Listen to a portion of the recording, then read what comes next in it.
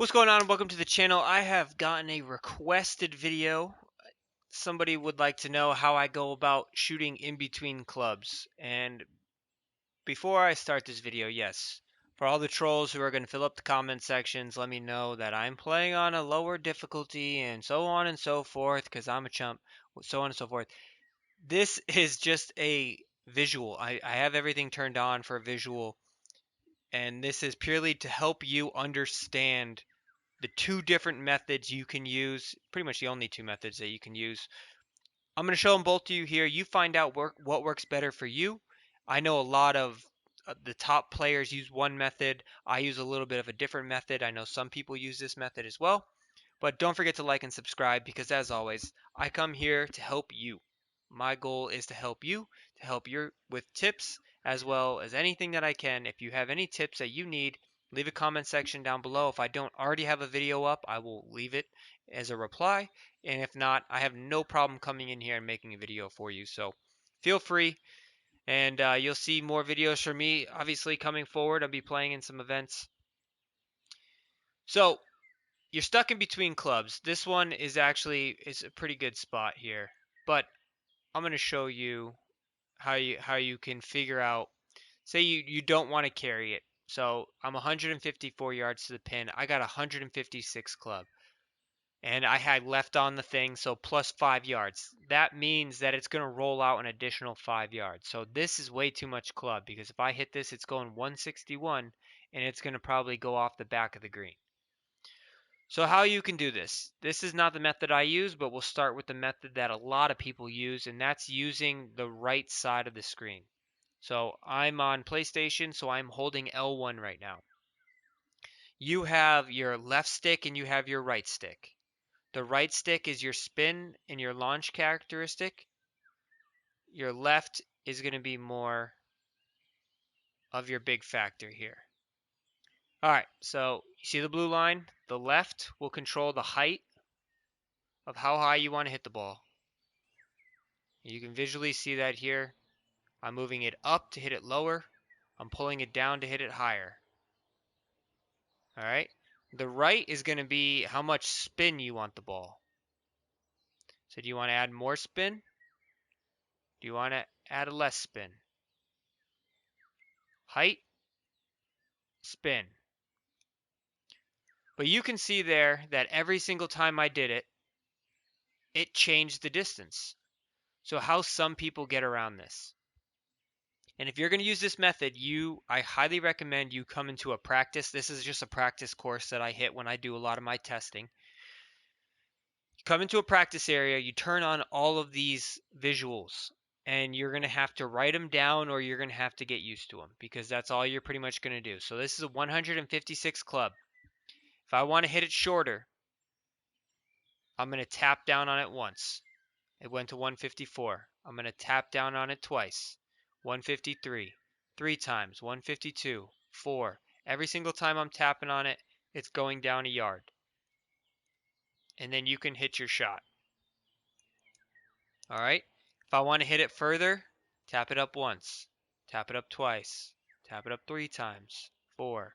5. But when you tap it up so far, it's eventually going to hit a point where that's maxed out. So you're going to have to be like, all right, that is maxed out. I cannot hit it any farther.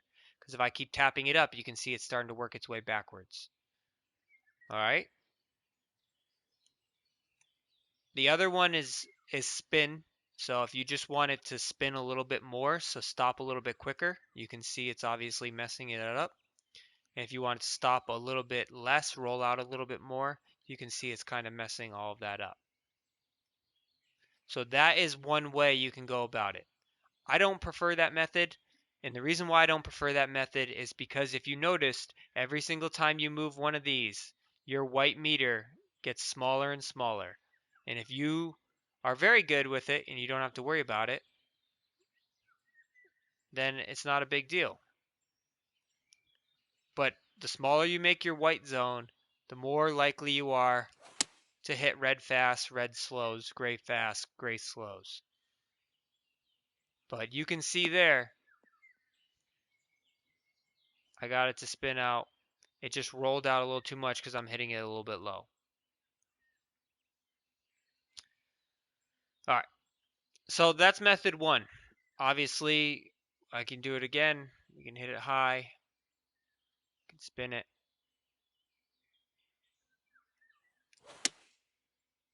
You're going to hit more fast. The ball's going to go offline a lot more.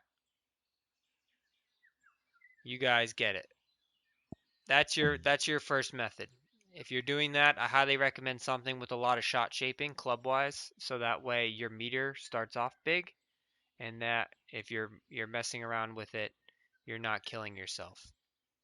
How I go about it, I like to take the club that I know will go the distance. So obviously, this one in this situation, 146 full with 4 rollout will be 150. That would be a perfect club for me. So I could just hit that one straight. But if I wanted to get close to the hole, I would take this.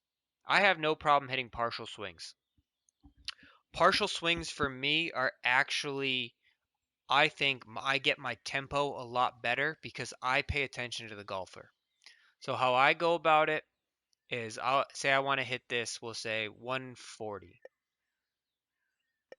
Say I want to land it somewhere around here. Right? I want it to land here because I know it's going to roll out. And we'll say, for instance, I can't club down to my 8 iron because I don't want to hit 100%. So I'll move this right where I want it to. Feel out. All right. Now, right where the below my shoulder is, right there. Boom. That's where my vibration's at. All right. So now I know I just got to take a little bit less of a swing. My white meter has not changed. It's still the same size.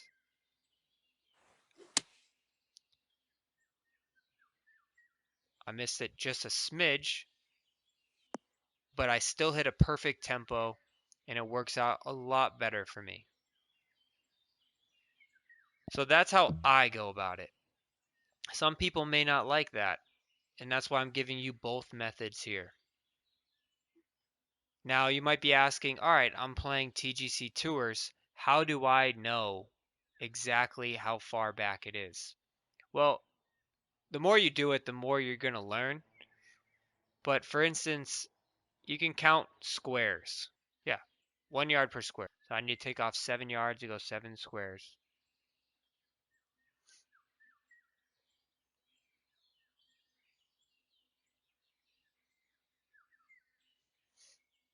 So it's pretty much 1 yard per 1 square, and that's how pretty much I figure it out.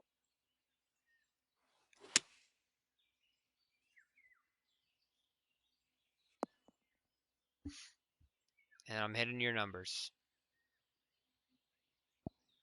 So for instance, I mean, you can mess around with it, but when you get into windy conditions, it's a lot more difficult to use spin because the wind will affect your spin a lot more than it will affect you just moving and hitting the other club.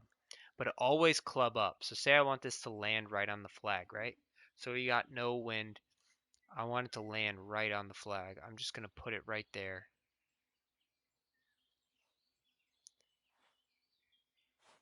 Same spot as before. Perfect. I missed it just slightly, but that's a lot more likely.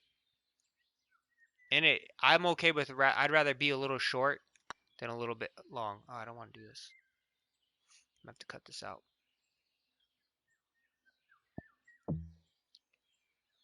So, I mean,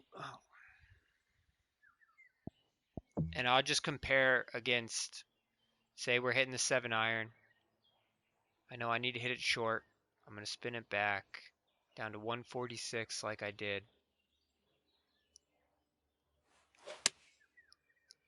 I hit a little bit fast. I hit a 100%, but that little fast put me over to the left. So